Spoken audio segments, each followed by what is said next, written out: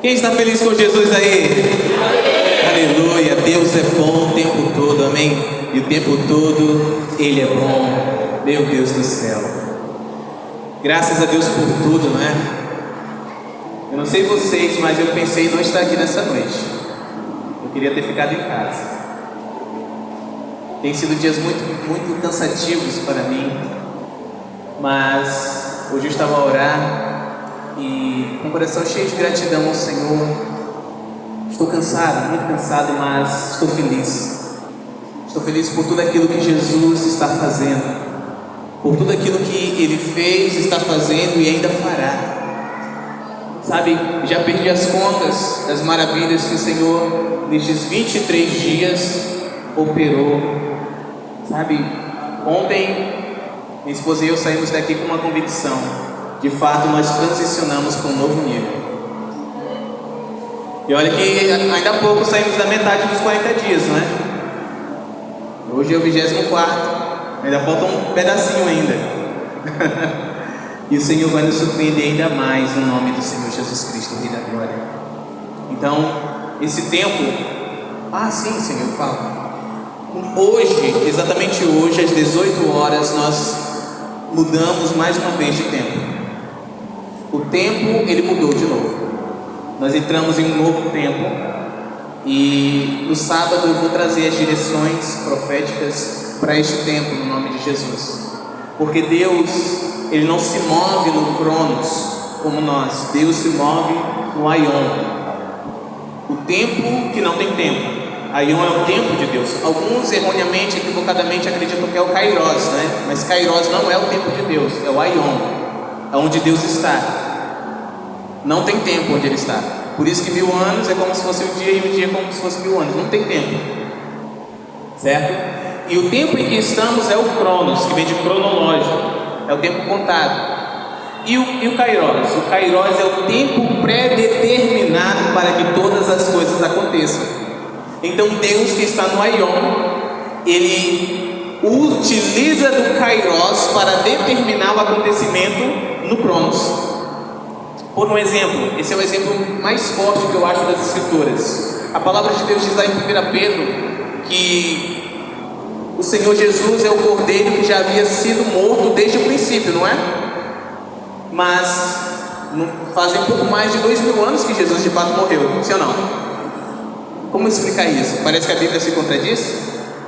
Não, é porque no Kairos já havia sido determinado aquilo que já havia acontecido no Aion. O Senhor, antes de morrer, de vir em carne e morrer por nós e ressuscitar, Ele já havia sido entregue à morte no Aion. Então, quando o Kairos se alinhou com o Aion, aconteceu no nosso tempo contado. É por isso que a história se dividiu em duas: antes de Cristo e depois de... É assim que acontece. Então, o tempo de Deus é diferente do nosso. A questão é que, por falta de entendimento, de discernir os tempos, nós caminhamos somente no Cronos, no cronológico, e nós acabamos que tropeçando em muitas coisas e deixando de viver muitas coisas que o Senhor tem para nós. Mas quando nós discernimos os tempos e as estações, nós passamos a caminhar no Aion, alinhados ao Kairos, e assim o nosso Cronos fica diferente. Nós não mais andamos de maneira linear. Inicia o ano e termina o ano. Faço planos lineares. Não, eu começo aqui, eu estou aqui no ponto A e vou me dirigir até o ponto B. Por exemplo, no final do ano tem as promessas, né? Esse ano eu vou emagrecer, aleluia, né? Esse ano eu vou investir em algo incrível. Esse ano eu vou ler a Bíblia toda, né? Aí chega no meio do ano, não, deixa para o ano que vem. Não é assim? A possibilidade de parar é muito grande. Muitos têm parado. Muitos não têm conseguido pôr em prática, alcançar aquilo que tem se proposto a fazer, aquilo que Deus quer fazer. Mas o tempo de Deus, ele não é linear. Diga comigo: o tempo de Deus, a estação de Deus, ela é cíclica. É um ciclo. Deus é Deus de ciclos. Ele não é Deus de começo e término, enfim. Ele é um Deus de ciclos. Inicia, começa termina, inicia de novo, termina. Exemplo, quantas estações existem? 4 estações: primavera, verão, outono e depois acaba tudo? Ou começa novamente? Assim é o tempo de Deus. Amém? E nós estamos em tempo de descanso. Descansar confiadamente no Senhor. Mas quando nós olhamos para a maioria das pessoas, infelizmente até muitos cristãos, eles estão descansando ou estão trabalhando mais ainda? Para correr atrás do tempo perdido, não é? Aí eu pergunto, vai colher alguma coisa? Não vai. Mas se estiver descansando, vai colher? Vai. Porque Deus é tão bom, mas tão bom, que quando nós nos alinhamos ao tempo dele, até aquilo que não plantamos nós vamos colher. Ele tem uma colheita para nós. Aleluia. No início ele não plantou um jardim para o homem, para a humanidade. Então, Deus é Deus justo, Deus é Deus incrível. Mas sábado eu vou trazer muito mais em nome de Jesus. Foi só uma pincelada. Então nós mudamos novamente. E quando o tempo muda, as dificuldades também mudam. Certo? Quem nesse mês de novembro, desde o término do mês de outubro até hoje, percebeu um vento forte que soprava assim, impedindo você de avançar, né? Pois é, foi o empecilho, o impedimento que o tempo trouxe. Por quê? Porque Deus ele quer prosperar os seus filhos, mas existe um ser terrível que quer destruir os filhos de Deus, que quer impedir os filhos de Deus de viverem o melhor de Deus que já veio. Quem é o melhor de Deus que já veio? Jesus Cristo. Amém? Então ele se opõe.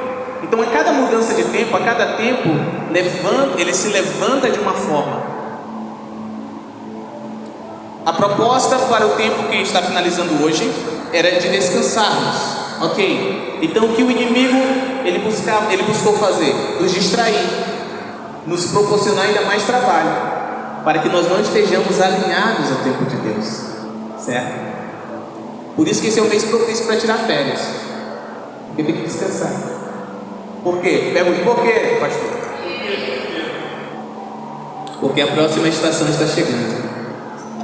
E a próxima estação que vai chegar é uma estação de inverno. E no inverno todo mundo se recolhe para dentro. No inverno todo mundo começa a estabelecer de uma forma mais concreta as bases. É um tempo de crescimento, de avanço, de rompimento no relacionamento com Deus. É por isso que a partir de janeiro nós vamos começar um plano incrível bíblico, de leitura bíblica. E nós iremos durante todo o ano ler a Bíblia inteira, no nome de Jesus. E Deus vai falar grande e poderosamente em cada um. E nós estaremos preparados para a próxima estação. Qual é a primeira estação que inicia o ano? Estação de Ok. E na primavera é um tempo de guerra.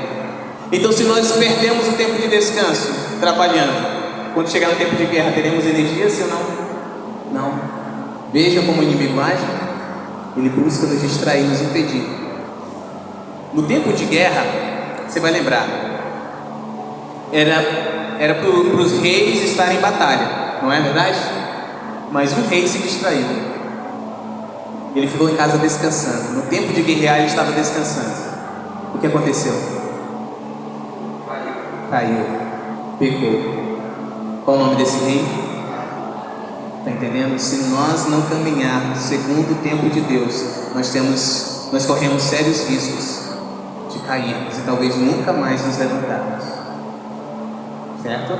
Mas não é sobre isso que o Senhor está querendo falar conosco de uma forma intensa, não. É só um plus aqui, só um sal na nossa boca, amém? Para gerar sede, para que nós, puxa, nem sabia que isso existia, eu quero mais, aprender mais sobre isso. Sábado vamos liberar coisas novas em nome de Jesus. Ai, obrigado, Jesus. Glória a Deus. E aí, Breno, como é que você está, mano? Tudo bacana? Olha. Você está cansado não? Só um pouquinho? Amém.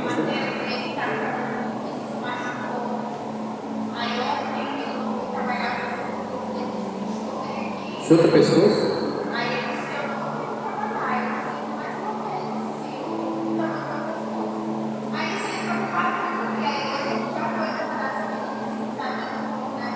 você fizer isso aqui, você sente. Sente? Um pouquinho? Sente que é músculo? A musculatura assim? É. Bom.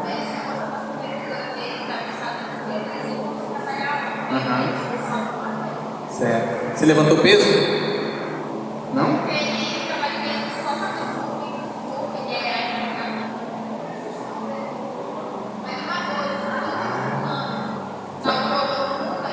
Sim.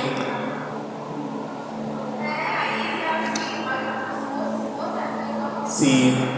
Entendi. Poxa, ontem eu acho que foi o dia mais triste da galera, né? O Breno não foi.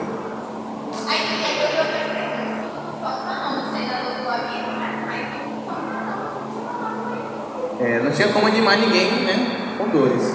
Mas hoje você vai sair daqui novo em folha, amém? Quem crê nisso? Aleluia, Jesus. Dá para aguentar até o final? Amém, glória a Deus. Então, partiu. Olha. Meu Deus. Calma aí que eu estou saindo já.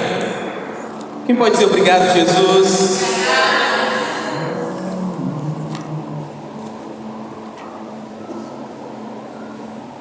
Eu vou contar algo para vocês aqui.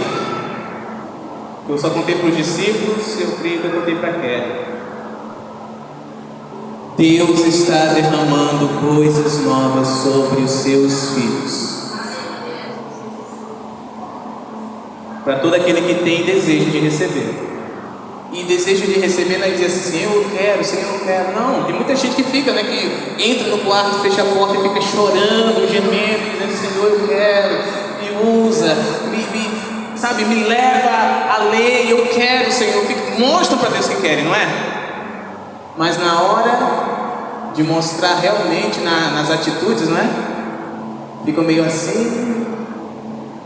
Vou contar para vocês aqui o que aconteceu. Pela graça e misericórdia do Senhor, nós já temos oferecido cobertura espiritual para pessoas, filhos de outros lugares, outros estados, até mesmo de outros países. E alguns meses atrás, um profeta, o nome dele é Rogério, ele mora na Bahia. Ele me procurou e pediu que eu auxiliasse ele, mentoreasse ele, treinasse ele, preparasse ele, ou seja, discipulasse, em resumo. Então todos os sábados nós temos uma mentoria, que é um discipulado, onde eu instruo ele, ensino ele tudo aquilo que eu sei, tudo aquilo que Deus me ensina, eu ensino ele. Ou seja, ensino ele a operar milagres, curas, libertação e várias outras coisas, batismo com o Espírito Santo e várias outras coisas. A mergulhar na intimidade mais profunda com o Senhor, a receber dons de Deus, unção, autoridade, expulsar demônios e por aí vai. E ou no início ou no término da mentoria, nós sempre temos um momento de ceia. E assim, eu fiquei muito surpreso quando eu comecei a ceiar com ele, porque eu ainda vinha daquele padrão, né? Um pedacinho de pão, né? Um pouquinho assim do cálice, com suco da virgem, suco de uva integral. E aí quando eu fui ceiar com ele, no primeiro dia, consagramos os elementos, só que até então não tinha visto. Aí eu falei, podemos agora comer da carne do Senhor. Meu pedacinho de pão, né? O cara puxou lá a lapa de pão, fatia de pão, e comeu. Aí eu fiquei assim, aleluia, Jesus. Aí agora podemos beber do sangue do Senhor. E eu lá com a minha xicrinha, né? Ele puxou seu copo. Depois assim, eu falei, meu Deus, que legal. Depois eu fui descobrir que ele tem um propósito, né? Que 3 dias na semana seguidos ele entra em jejum. Então aquela é aquilo que sustenta ele no espírito e no corpo. Aí eu falei, bacana. Já aprendi isso com ele, né? Poxa, realmente, quanto mais carne de Jesus, melhor, né? E quanto mais sangue de Jesus dentro de nós, melhor. Então, para que ficar economizando? Vamos embora. Amém, glória a Deus. E aí, neste último sábado, já preparei minha ceia, já conectei com ele no Meet. Aí ele já foi falando, apóstolo, eu não vou ceiar hoje não. Eu falei, por quê? Ele falou, olha, não deu para me comprar o suco, nem o pão. Eu falei, então vamos transformar a água em vinho, né? Aí ele ficou assim, aí eu falei, vamos transformar a água em vinho, em suco. Aí ele falou, tá bom. Aí eu falei, você tem água aí? Ele puxou a garrafinha dele com água, pôs num copo. Eu falei, beleza, agora nós vamos cear então. E comecei a apresentar os elementos, a consagrar, falar com o Pai e tudo mais. E isso ele assim, ó.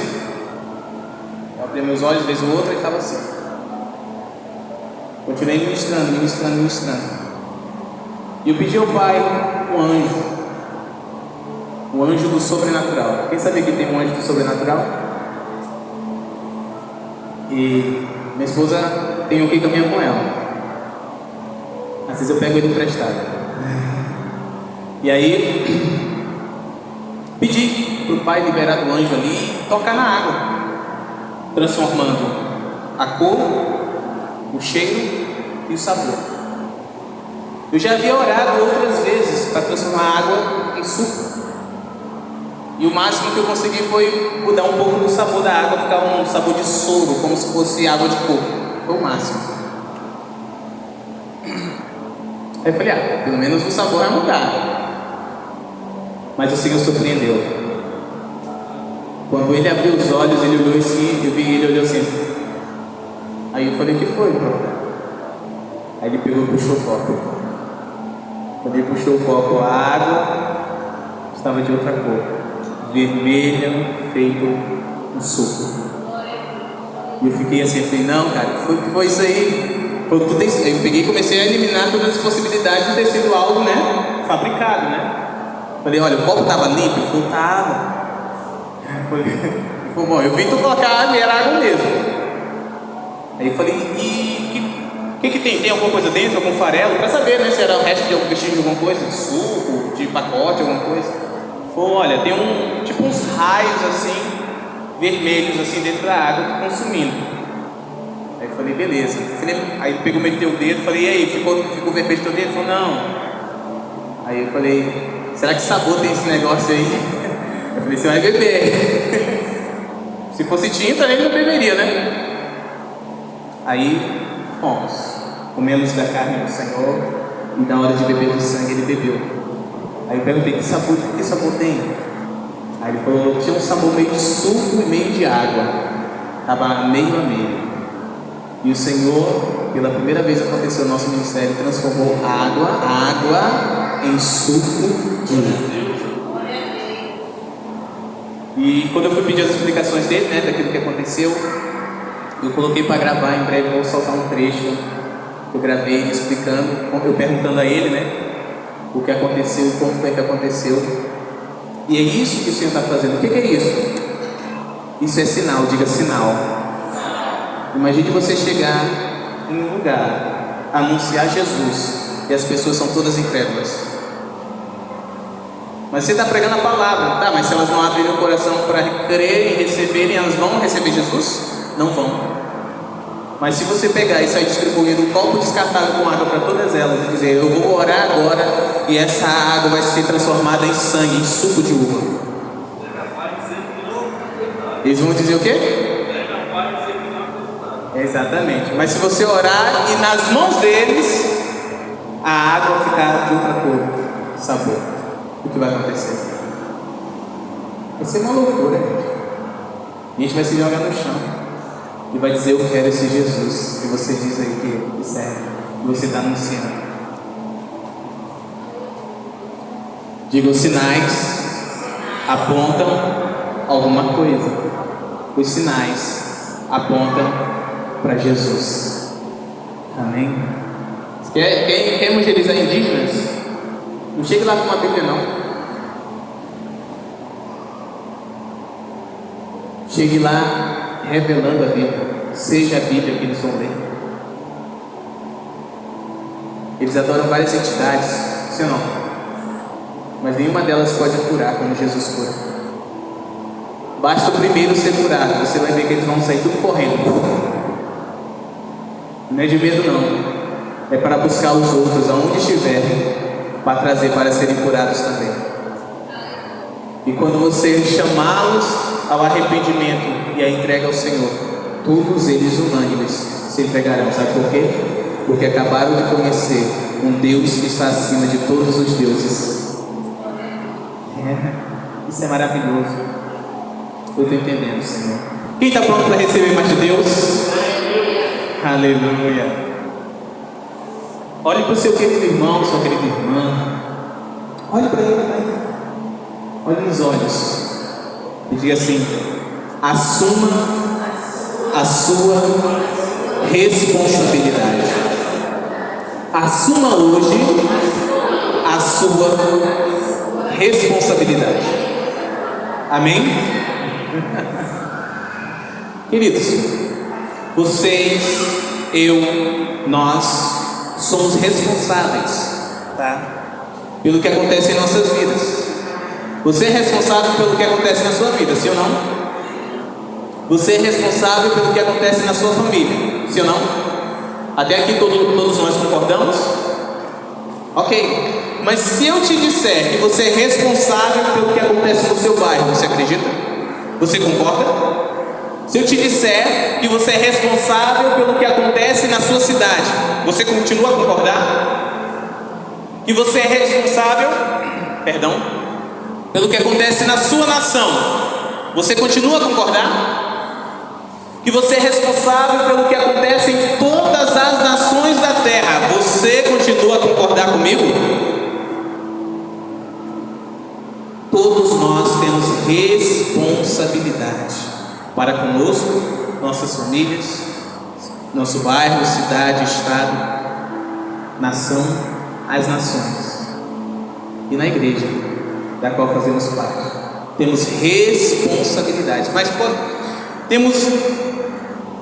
eu tenho observado que muitos, ao invés de estarem vivendo de maneira responsável, estão vivendo de maneira irresponsável. Não estão correspondendo ou atendendo à imensa responsabilidade que está sobre nós. Ao invés de assumirem a responsabilidade, estão se excluindo dela. Não é assim? Muitos estão vivendo assim.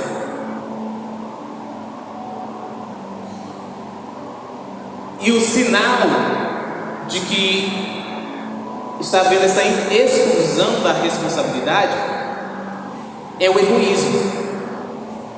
É olhar somente para o eu. Não enxerga mais o nós. Enxerga o eu e os meus. É a minha família. O resto, a família dos outros é dos outros.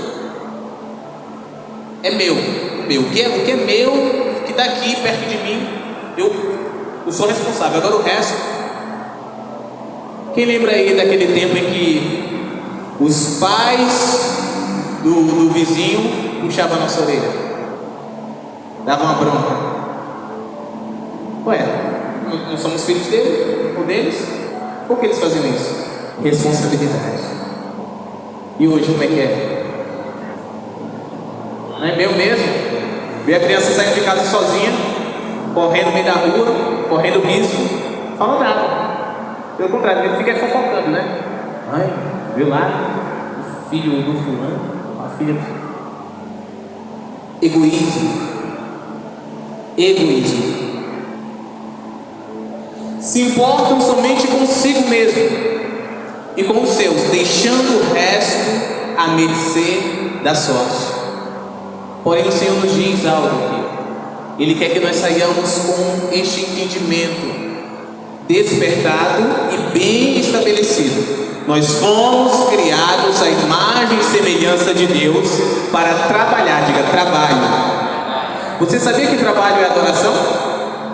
Trabalho é adoração. Quando nós trabalhamos, nós estamos adorando. Quando o trabalho é servir, quando nós estamos servindo, nós estamos adorando a Deus. E a maneira que Deus escolheu que nós o adoremos, trabalhemos, é olhando pelos outros. Abra comigo em Gênesis capítulo 1, por favor. Gênesis 1, verso 26.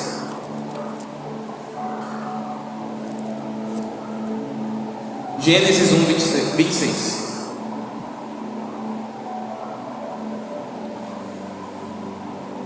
Está escrito: e disse Deus: façamos um homem à nossa imagem, conforme a nossa, e que eles tenham domínio sobre os peixes do mar, e sobre as aves do céu, e sobre o gado, e sobre toda a terra, e sobre toda coisa rastejante que rasteja sobre a terra. Vejam bem, o Senhor nos criou à sua imagem, segundo a sua semelhança, para que nós tenhamos domínio. Diga domínio.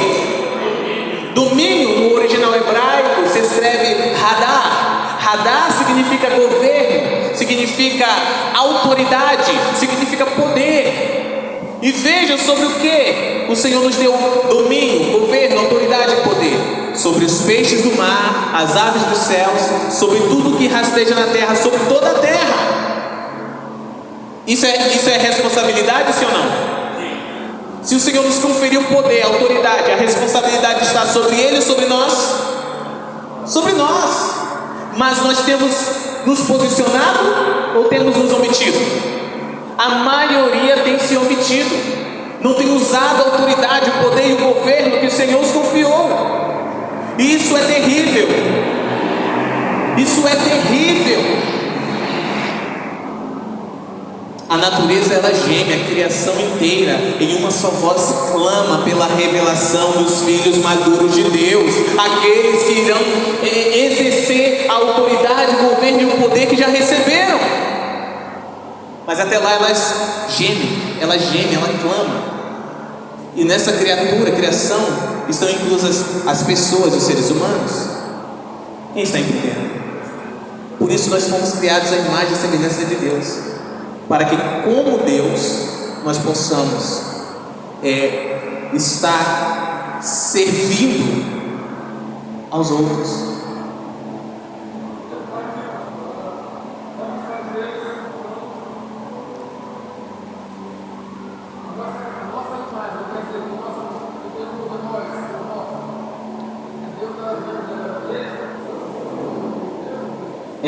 Os três.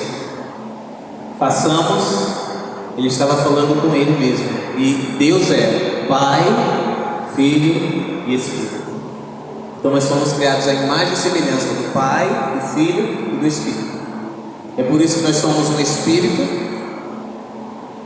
que habitamos em um corpo, e por isso somos uma alma vivente. Amém? Glória a Deus. Mais alguma pergunta, meu amado? Aleluia, Jesus. Amém? Glória a Deus. Por essa razão nós somos criados. Você já se perguntou por que Deus não dorme? Alguém já fez essa pergunta? Ou já orou, Senhor, por que o Senhor não dorme? Quem já fez? Alguém já fez? Levante a mão. Receberam alguma resposta? Chegou o dia de você receber a sua resposta, amém? O Senhor Deus não dorme. Por quê? Porque Ele serve. Por isso que Ele nunca dorme. Você lembra quando Jesus disse: meu Pai trabalha, até agora eu também trabalho?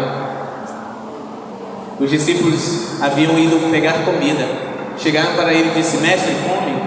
E Ele disse: eu tenho uma comida que vocês não conhecem. Minha comida e minha bebida é fazer a vontade do meu Pai que está no céu. Deus nunca dorme, porque Ele não para de servir. E nós temos que olhar e entender isso, porque se formos criados à imagem, segundo a semelhança de Deus, fomos criados para servir também. Aleluia. Isso é adoração. Isso é adoração. Louvado seja o nome do Senhor.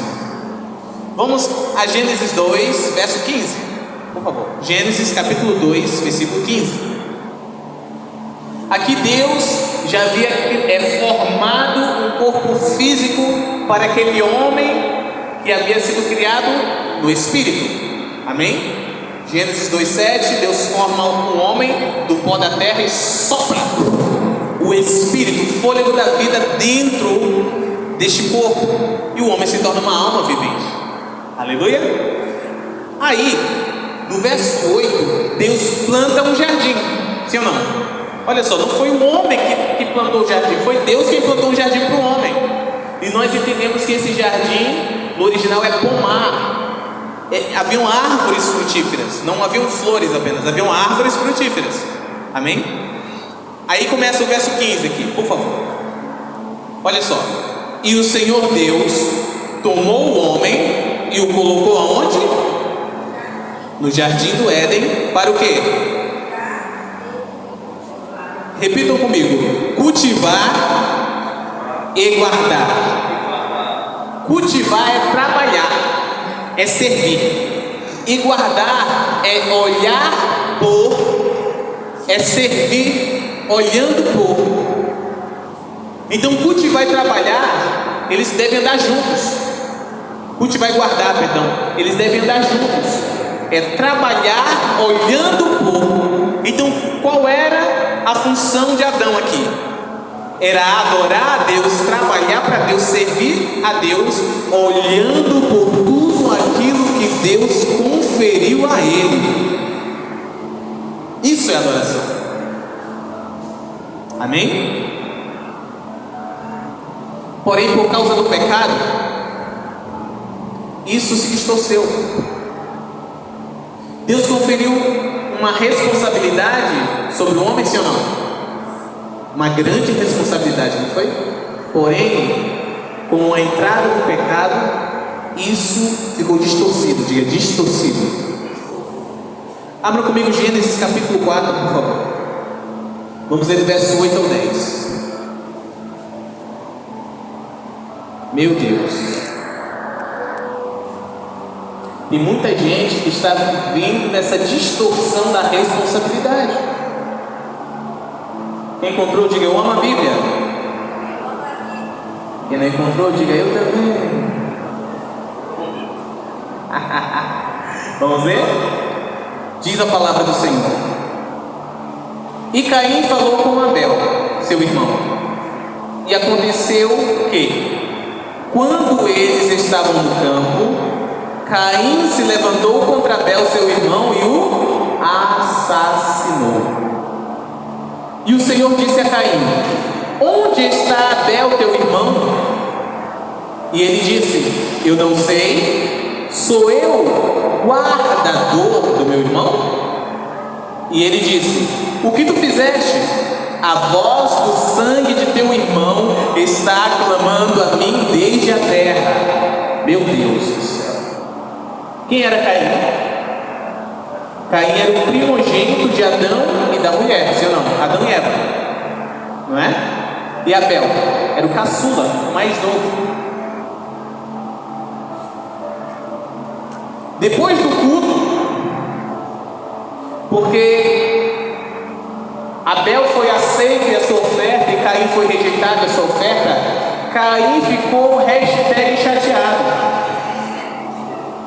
E o que ele fez? Chamou o irmão dele para dar um passeio. Só que um passeio sem retorno para Abel. Matou o seu irmão. E quando ele foi questionado por Deus, o que ele disse? Eu não sei. E depois, por um acaso, sou eu guardador do meu irmão? Qual era o trabalho de Adão? Cultivar aí a mesma palavra que é utilizada, que Deus utilizou para conferir a função, a responsabilidade a Adão, Caim usou para refutar Deus. Eu não sei, por acaso sou eu o guardador do meu irmão? O mais velho deveria cuidar do mais novo, porém o mais velho matou o mais novo, por inveja, por egoísmo. Ao invés dele assumir a responsabilidade, exercê-la, ele preferiu se omitir, veredando no mesmo caminho que o seu pai Adão. Ele só reproduziu o que o seu pai fez. Aquele que deveria exercer responsabilidade foi omisso, semelhante ao seu pai. Vamos lá em Gênesis 3:6, por favor.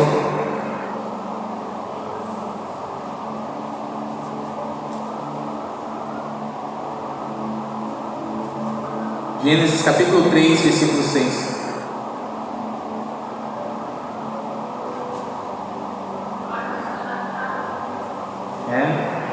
Pai, em nome de Jesus, reduza um pouquinho, quer dizer, aumenta um pouquinho a temperatura, só sobre ela, em nome de Jesus, Pai. Por favor.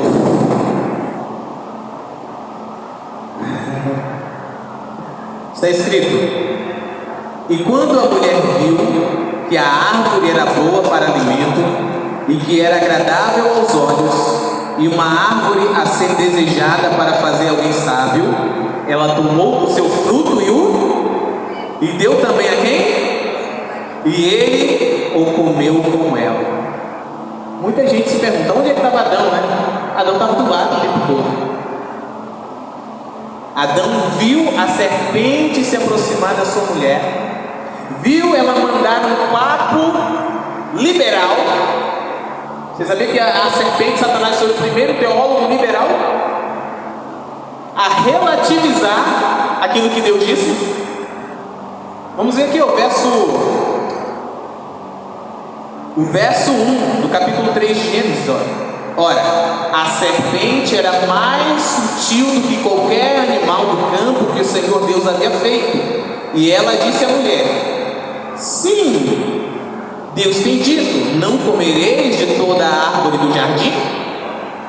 E a mulher disse à serpente: nós podemos comer do fruto das árvores do jardim. Mas do fruto da árvore que está no meio do jardim, Deus disse: não comereis dele, nem o tocareis, para que não morrais. Verso 4, aqui está, relativizou. E a serpente disse à mulher: certamente não morrereis, porque Deus sabe que no dia em que dele comerdes, então vossos olhos serão abertos, e vós sereis como deuses, conhecendo o bem e o mal. Relativizou aquilo que Deus disse. Deus disse que morreria, sim ou não, se comesse do fruto. A serpente disse que não morreria.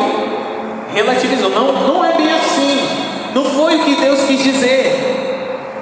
A serpente, Satanás, tão astuto, que quis explicar aquilo que Deus quis dizer, sendo que estava claríssimo aquilo que Deus disse.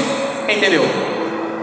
É que nem aceitando o pecado. Deus já disse que é pecado, mas existem muitos aí que estão relativizando o pecado. Não, isso não é pecado, não. Não foi isso que Deus quis dizer. Terrível.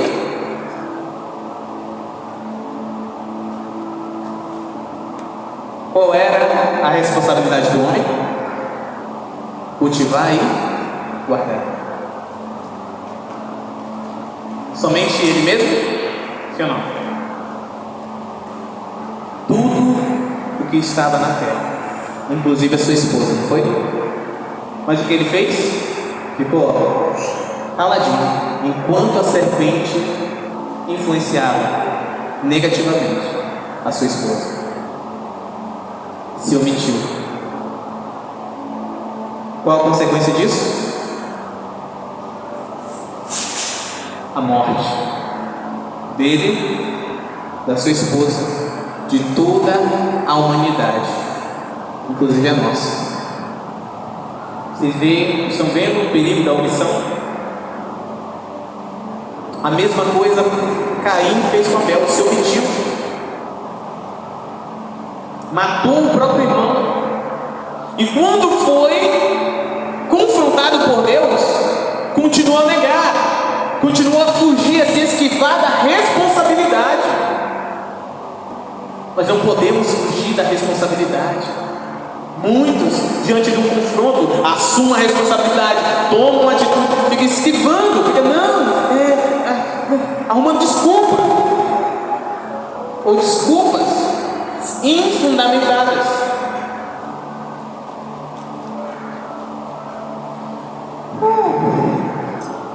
O que tem de homens omissos não é brincadeira, mulheres omissas, cristãos omissos, não é?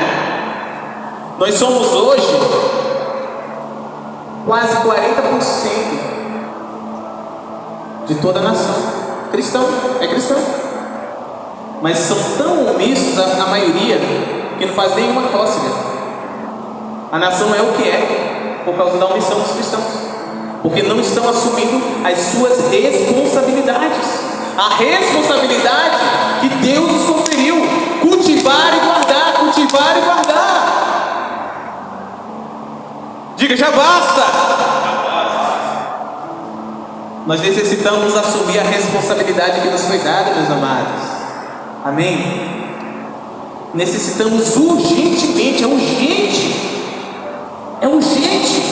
Não, quando eu tiver mais velho, não, quando eu tiver mais tempo, não, é agora, é hoje, amém?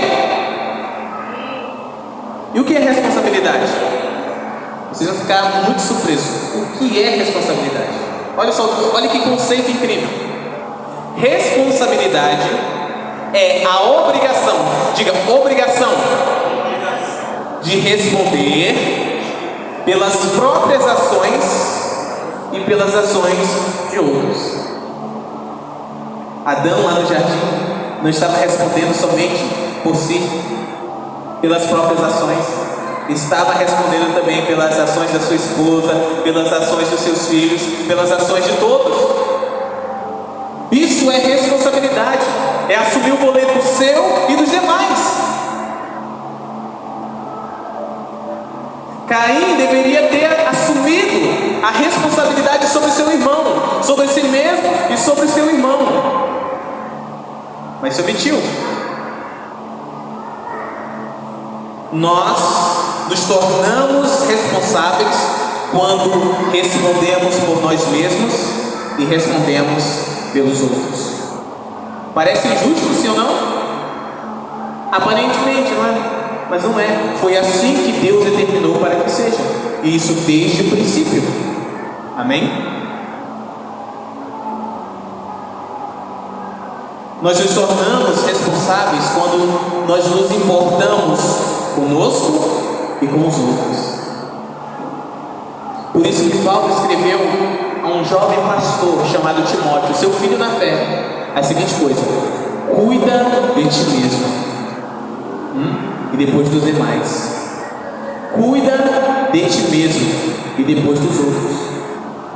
Mantenha-se firme na sã doutrina, na santa palavra, na verdade. Timóteo era um jovem que pastoreava várias pessoas de muito mais idade e experiência do que ele. Olha que coisa linda. Mas Paulo escreveu a ele: cuida de ti mesmo e depois dos demais. Isso é responsabilidade, senão? Amém? Abra comigo Marcos 12, por favor. O Evangelho segundo escreveu Marcos, capítulo 12,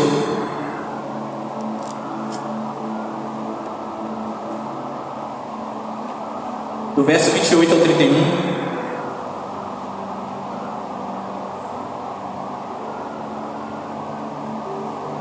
Aleluia. Marcos 12, a partir do verso 28. Glória a Jesus, o Rei da Glória. Isso.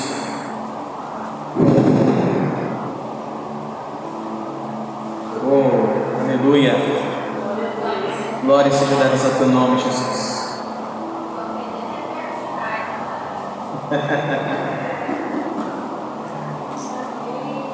Vamos lá? E vindo um dos escribas, ouvindo-os discutirem, e percebendo que eles havia respondido bem, perguntou-lhe: qual é o primeiro de todos os mandamentos? E Jesus respondeu: o primeiro de todos os mandamentos é: ouve, ó Israel, o Senhor nosso Deus é o único Senhor. E tu amarás o Senhor teu Deus com todo o teu coração, e com toda a tua alma, e com toda a tua mente, e com toda a tua força. Este é o primeiro mandamento. E o segundo é semelhante a este: tu amarás o teu próximo como a ti mesmo. Não há outro mandamento maior do que estes. Digo obrigado, Jesus. Quando nós assumimos a nossa responsabilidade, nós estamos amando a Deus adoração, amém?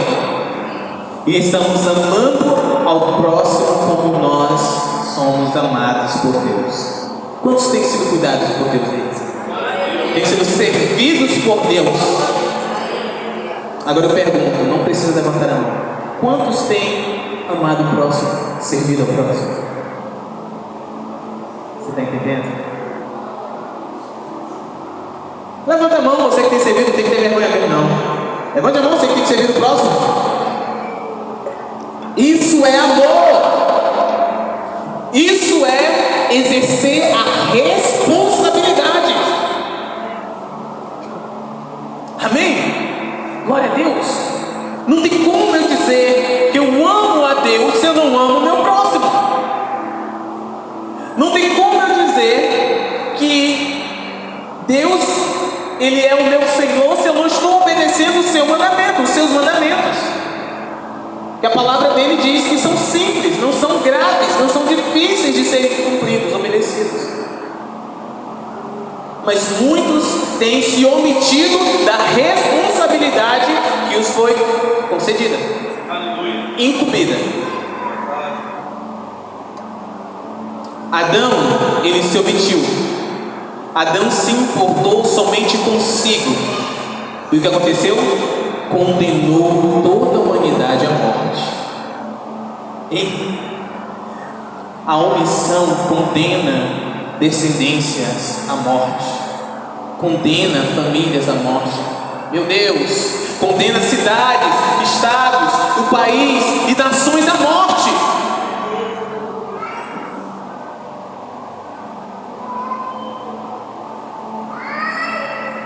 Jesus, totalmente oposto a Adão, ele assumiu, diga, assumiu a responsabilidade. Jesus é cabra macho, né? Jesus não é frouxo não, amém? Jesus é maravilhoso. Ele assumiu a responsabilidade, tanto dele, como de Adão e de toda a humanidade. Foi o que ele fez. Ele nos proporcionou através disso a oportunidade de vida eterna. Pela omissão de um homem, toda a humanidade foi condenada à morte. Mas pela coragem, a posicionamento, a atitude de um homem, toda a humanidade recebeu a oportunidade de desfrutar de uma vida abundante, de uma vida eterna. Romanos capítulo 5, por favor. Quem está entendendo? Quem está aprendendo alguma coisa? Diga obrigado, Jesus. Obrigado, Senhor. Bendito é o teu nome. Vamos ler do verso 12 ao 21. Romanos capítulo 5, do verso 12 ao 21. Esse texto é muito forte. Você vai aguentar? Vai aguentar ler esse texto? É forte. Podemos ler?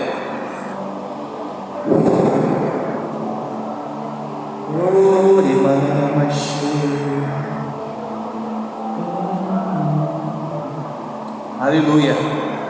Diz a palavra do Senhor: portanto, como por um homem o pecado entrou no mundo, e pelo pecado a morte, assim também a morte passou a todos os homens, porque todos pecaram. Porque até a lei o pecado estava no mundo, mas o pecado não é imputado quando não há lei. No entanto, a morte reinou desde Adão até Moisés, até mesmo sobre aqueles que não tinham pecado, à semelhança da transgressão de Adão, o qual é a figura daquele que havia de vir. Mas o dom gratuito também não é como a transgressão, porque se pela transgressão de um morreram muitos, muito mais abundou a graça de Deus para os muitos. E o dom pela graça de um homem, Jesus Cristo. E não foi assim o dom como transgressão, por um só que pecou, porque o juízo veio por uma transgressão para a condenação, mas o dom gratuito veio de muitas transgressões para a justificação. Porque se pela transgressão de um homem a morte reinou por meio de um, muito mais os que recebem a abundância da graça e do dom da justiça reinarão em vida. Reinarão como? Em vida, por meio de um, que é Jesus Cristo. Portanto, assim como pela transgressão de um veio o juízo sobre todos os homens para a condenação, assim também pela justiça de um veio o dom gratuito sobre todos os homens para a justificação de vida.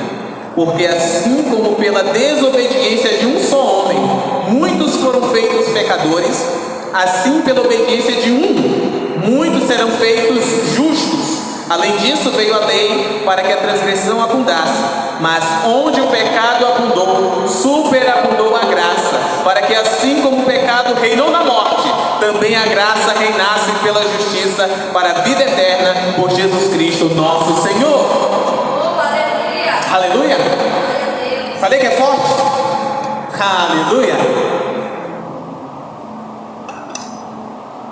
A imagem de quem nós devemos ser? A imagem e semelhança de Adão ou a imagem e semelhança de Jesus?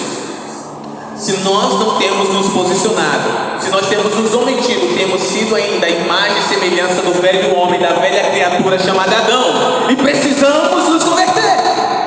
Mas se temos assumido a responsabilidade e a exercido, temos nos tornado a imagem e semelhança do último Adão, da nova criatura, o exemplo de homem perfeito, Jesus Cristo, Rei da Glória. Aleluia! Amém?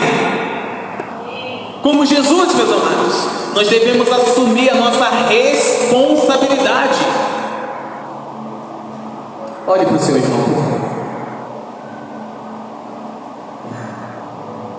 Olhe nos olhos. Diga: pelo amor de Deus, assuma a responsabilidade que é sua. Bilhões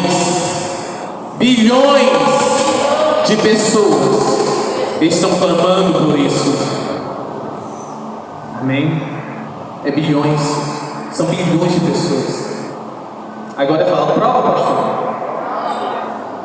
Onde é que está escrito isso, pastor? Romanos 8,19. Vamos lá? Só avançar um pouquinho. Romanos capítulo 8, versículo 19.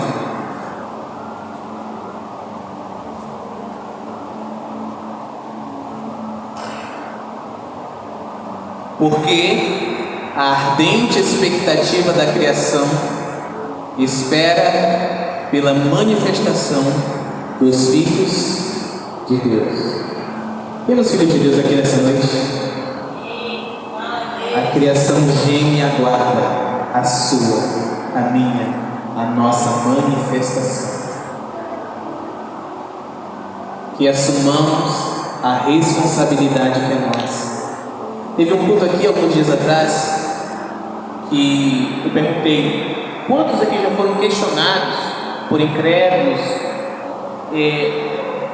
do porquê, se Deus é bom, porque isso acontece? Se Deus é tão bom como dizem, como anunciamos, porque as pessoas morrem de fome na África, no sertão ali no Nordeste? Porque mulheres são violadas, são mortas? Porque homens embriagados pegam seus transportes e matam criancinhas na frente da escola? São perguntas até plausíveis, né? Plausíveis. Eu pergunto: você tem resposta para isso? Essa resposta, ela é convincente? Oi? Já respondi uma vez. Vamos ver se essa sua resposta que você já deu vai bater com essa que o Senhor nos dá.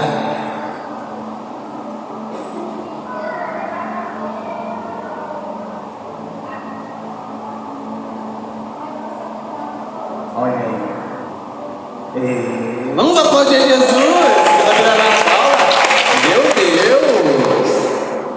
Tem certeza que você está com frio? Tem certeza que você está com frio?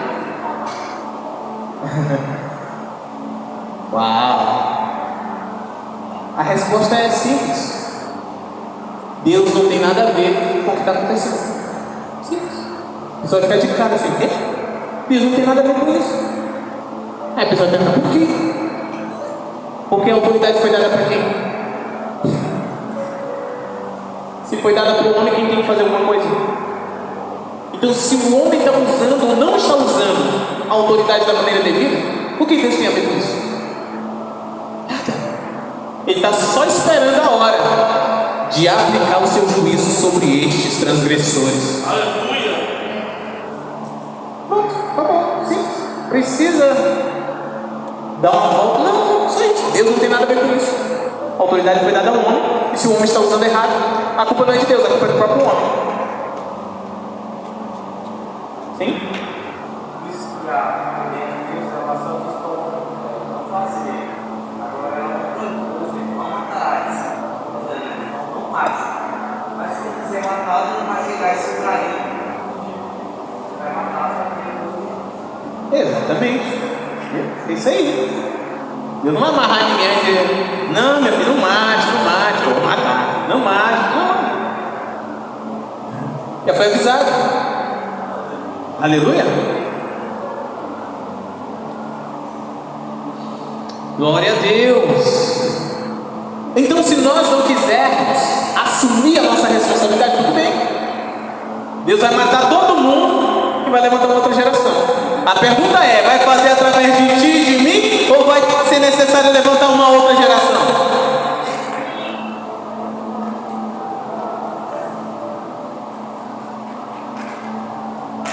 Deus tem prazer na morte dos santos, irmão. Entendeu? Matou milhares ali no deserto. Só entrou 3.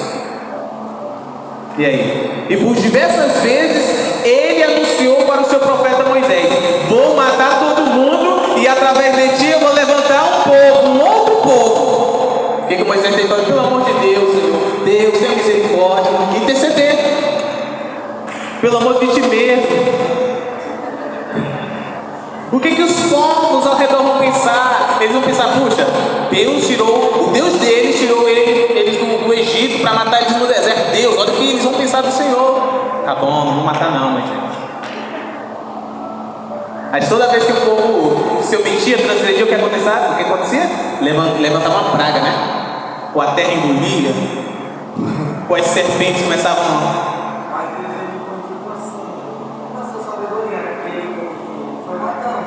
não foi de uma vez, não. Exatamente. Tanto que para entrar, né? É isso. Tanto que para entrar na terra prometida, teve que circuncidar todo mundo, porque era tudo novo. Ninguém era circuncidado. Senão, Josué e Caleb. Deus ele pode fazer de novo, gente. Sem problema. E aí? Vai ser através de nós? Ou através de outros?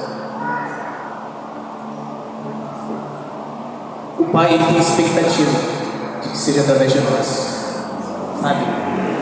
O Pai ele veio preparando, ele veio pacientemente aguardando esse momento, meus amados. Nós estamos à beira de uma grande reforma, não somente política, mas principalmente religiosa. Eu não estou falando da religião única, não. Estou falando que a igreja de Jesus está despertando, tornando a ser a igreja de Jesus novamente uma igreja ativa e não uma igreja passiva, uma igreja responsável, não uma igreja omissa, uma igreja forte, poderosa, que tem autoridade e não uma coitadinha lascada.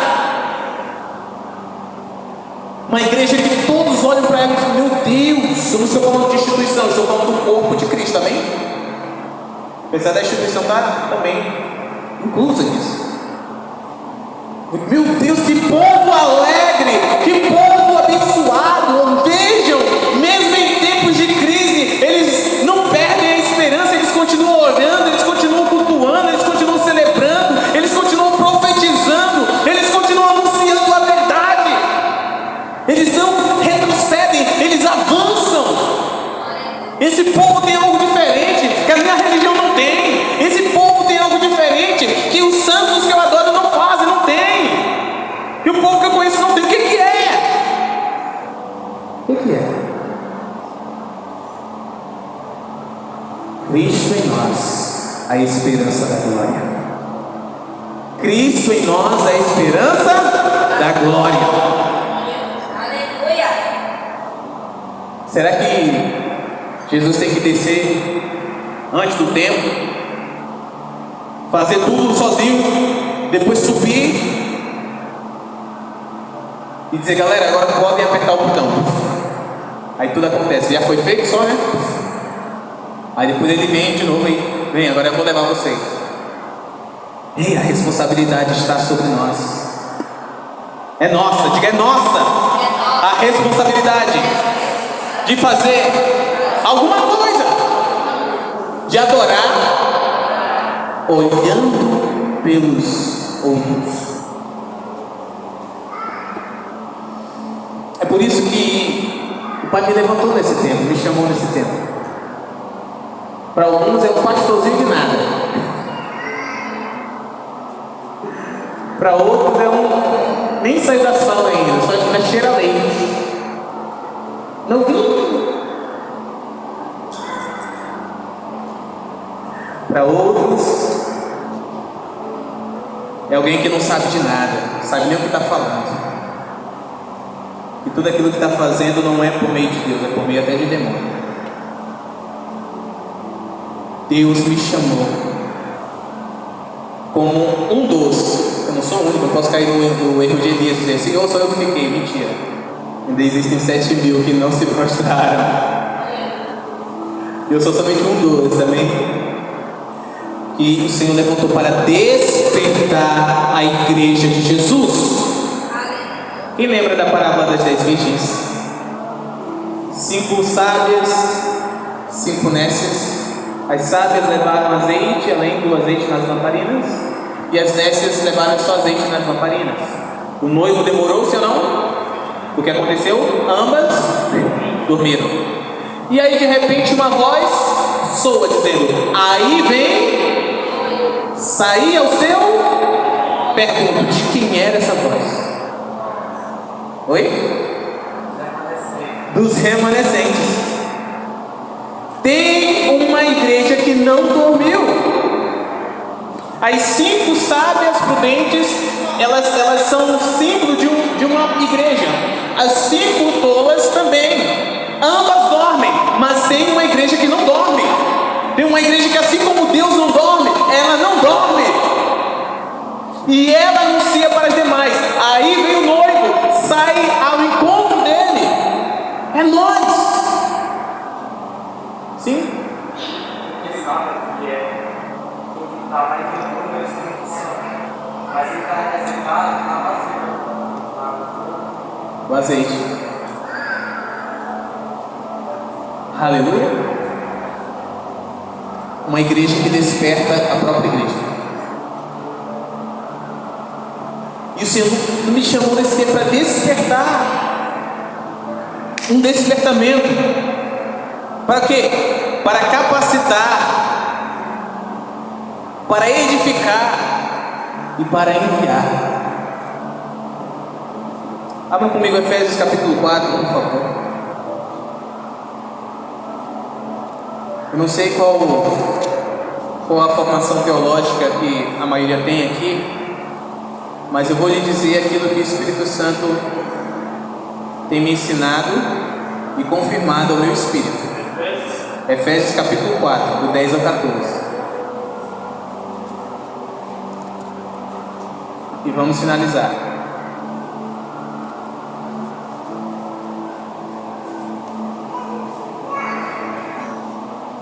Somos prontos?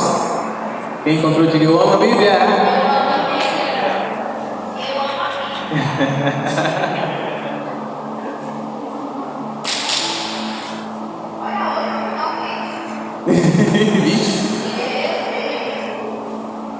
Vamos embora.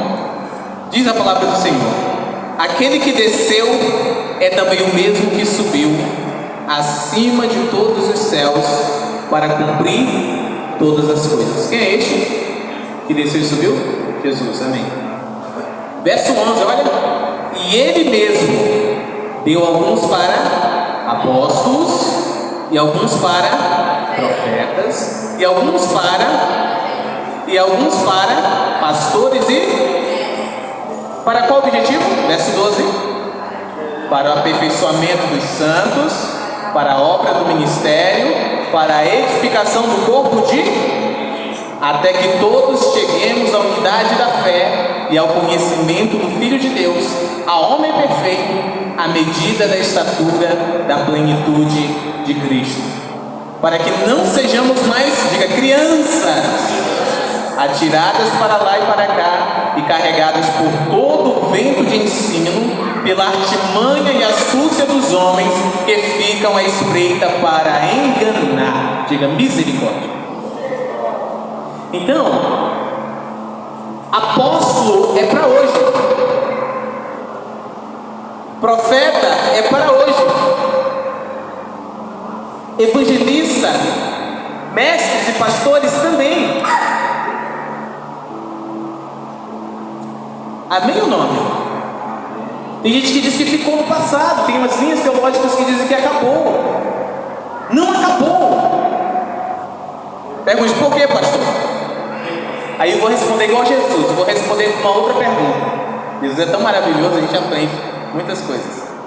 Olha só, nós já fomos aperfeiçoados, sim ou não? Já? Nós já chegamos à unidade da fé, sim ou não? Temos um conhecimento profundo do Filho de Deus? Já chegamos à estatura de Jesus Cristo? Não? Então, não acabou a era dos apóstolos, e nem dos profetas, nem dos evangelistas, nem dos pastores e nem dos mestres. Eles estão valendo. Por isso que o Senhor me chamou para apóstolo, para ser um apóstolo. Além de pastor, além de profeta, apóstolo. Para o quê? Para poder capacitar quem? A igreja. Você vai entender esse texto de uma forma mais profunda. Quem quer? Veja que são 5 ministérios, não é? Apóstolos, profetas, evangelistas, pastores e mestres. São 5, não é? Ok. Para quê? Eles foram dados para a igreja. Vocês percebem que Jesus deixou eles para a igreja, para eles capacitarem a igreja, para eles despertarem a igreja, para eles munirem a igreja de todo o conhecimento, de toda a unção, dons, autoridades necessários para que a igreja seja uma igreja responsável, seja uma igreja apostólica, diga apostólica. Uma igreja apostólica não é uma igreja voltada para dentro, é uma igreja que ela está dentro, mas ela é voltada para fora. Ela não espera o perdido entrar, ela vai aos perdidos. Isso é uma igreja apostólica. Ela vai aos perdidos do outro lado da rua, lá na cidade toda, no estado todo, no país, e vai para os países alcançar perdidos de todos os territórios. Essa é a visão de uma igreja apostólica. É por isso que tem que haver um apóstolo. E o profeta? Uma igreja profética. Uma igreja profética é uma igreja que flui, que se movimenta nos dons proféticos, que ouve a voz de Deus, que discerne o tempo de Deus, que sabe quando é tempo de ficar, quando é tempo de andar, que discerne quando a nuvem caminha, ela caminha, quando a nuvem para, ela para. Amém ou não amém? Que se movimenta nos dons, uma igreja habilitada a curar, a libertar, a expulsar demônios. Não é só o pastor que faz, todo mundo faz. Aleluia! Uma igreja profética. Na hora do culto, ali tem um momento, deixa eu usar, o pastor fala, e todo mundo começa lá, aquele manto glorioso, entrega a palavra de conhecimento, palavra de sabedoria, profecia. A irmã que não andava começa a andar, o cego que não enxergava começa a ver. Uma igreja profética. Uma igreja evangelística é aquela que alcança os perdidos, os drogados, as prostitutas, os homossexuais, o bêbado, o morador de rua, aquele que é perturbado por espíritos de tormento. É uma igreja que tem projetos para resgatar essas pessoas, restaurar essas pessoas. É uma igreja evangelística que tem um mercado solidário, né, meu amor? Onde as pessoas vão lá, chegam lá, fazem as compras e não pagam um tostão. E é do bom e do melhor. Isso é uma igreja evangelística. Até roupa tem no mercado solidário. E uma igreja pastoral. A igreja pastoral a gente já conhece, né? Estamos saturados disso. É uma igreja que cuida, que acolhe, que ama, que cura as feridas da alma, que cura as feridas do corpo, que traz a paternidade, que cura das feridas de orfandade. Uma família, uma igreja que é família. Filhos que estão crescendo para se tornarem pais, para cuidar de outros filhos. Uma igreja pastoral. E uma igreja de mestre. É uma igreja fundamentada na verdade. Ela não negocia a verdade. Ela exala a verdade. Podem entrar pessoas infiltradas, como falsos profetas, falsos mestres. Jezabel, pode entrar Jezabel. Jezabel que entra nas igrejas só para rachar as igrejas. Pode entrar, ela sai voada, ela é arremessada pela janela. Sua carcaça cai lá embaixo. Estou falando de maneira simbólica, tá bom? Mas às vezes tem que chamar a polícia e fazer um boletim para sair algemado. Crente, desse jeito. É uma igreja que não é levada por palavras de lisonja mentirosas, por ensinos de demônios de engano. Por quê? Porque está bem fundamentado na verdade. E quem faz tudo isso? Os 5 ministérios. Amém ou não amém? Responsabilidade. Uma igreja assim, uma família assim, ela se posiciona ou ela se omite? Ela está capacitada ou ela não está capacitada? Está capacitada.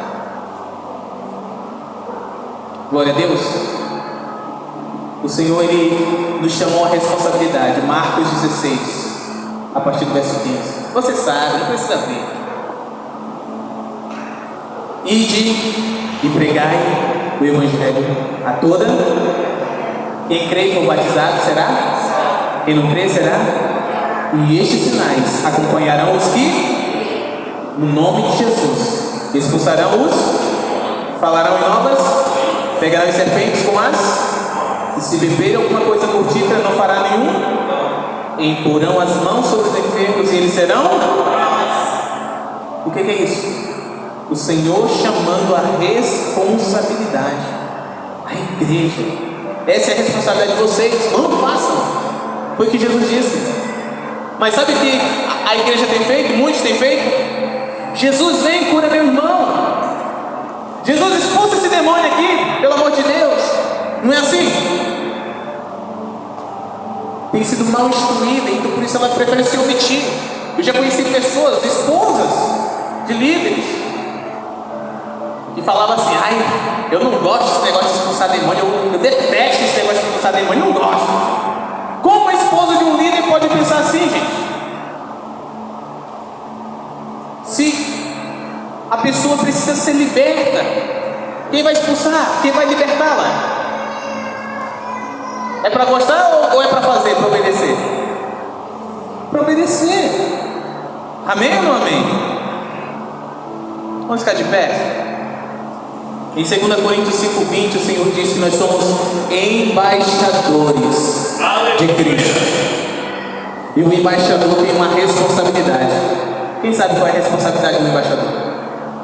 É de ser o representante legal do reino naquela nação onde ele está.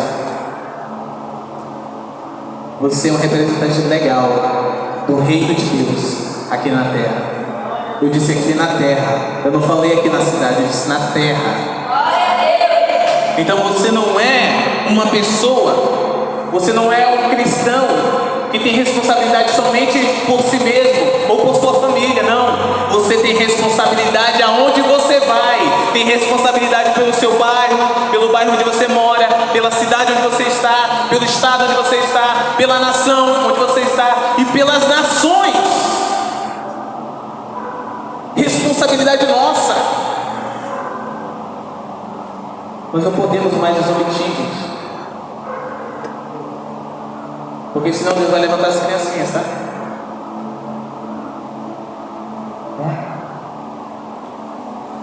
Ou até mesmo as pedras vão clamar no nosso lugar. Você sabia que já se cumpriu o que o Senhor disse? Que se não houvesse quem pregasse, as pedras clamariam? Quando foi que elas clamaram? Está registrado no Evangelho de Lucas. E quando Jesus morreu, as pedras se fenderam. Os túmulos, sepulcros, foram abertos. E os mortos ressuscitaram e entraram nas cidades. Neste momento as pedras clamaram. Sabe por quê? Porque não havia mais aquele que anunciava as boas notícias. Jesus Cristo havia morrido. Se nós nos omitirmos, Deus vai usar outros. Eu não sei você, mas eu não quero que seja através de outro. A minha oração é essa: Senhor, faz através de mim, faz através de nós. Você não precisa levantar outro, não.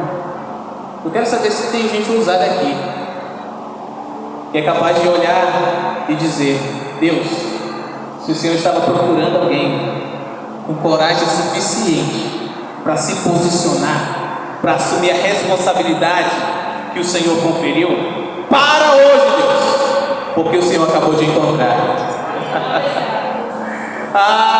Quero saber se temos corajosos aqui nessa noite. Glória a Deus. Então comece a falar com o Pai, diga a Ele isso em nome de Jesus. Eu digo mais uma vez, Pai, se o Senhor estava procurando até hoje alguém ou alguém, pessoas dispostas a assumirem as responsabilidades que o Senhor deseja, a responsabilidade para hoje de procurar, Pai. Eu creio que o Senhor acabou de encontrar vários aqui nessa noite.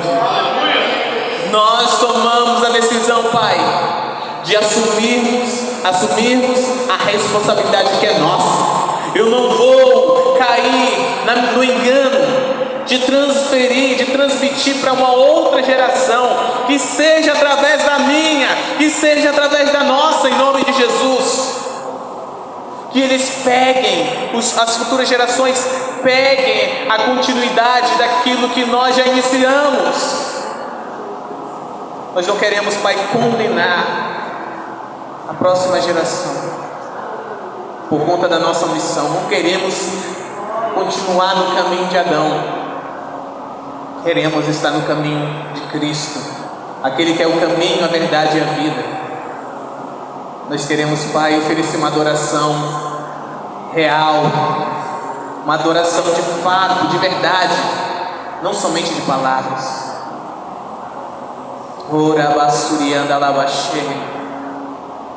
Em nome de Jesus. Obrigado, Senhor. Nós te agradecemos, Pai. Aleluia. Eis-me aqui, Senhor. Eis-me aqui, Senhor. Eis-nos aqui. Diga: eis-me aqui, Senhor. Eu assumo a responsabilidade. Bata no seu peito e diga: é minha, é minha, é minha. E aplauda o Rei da Glória. Que assim seja. Amém. Quem está feliz com Jesus ainda?